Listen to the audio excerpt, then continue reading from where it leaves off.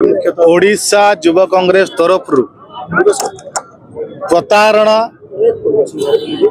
प्रतिवाद समावेश आयोजन करा जायछि। जो बड़ी भाव में सरकार को आसवा पूर्वर डाहा मिछ कही साधारण लोक मान हृदय को भांगिकी प्रतारण करिकी मिछ कही सरकार को आसिले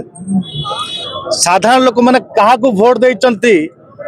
से आज आशंका सृष्टि होती आम भोट सठिक भाव में जो दल को देचु जो प्रार्थी को देचु पाई पाइना कारण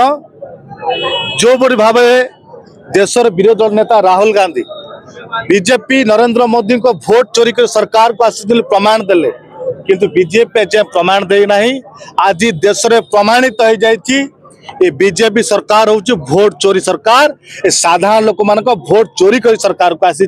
जो इलेक्शन कमिशन आज जाए तार स्पष्टीकरण दे पारना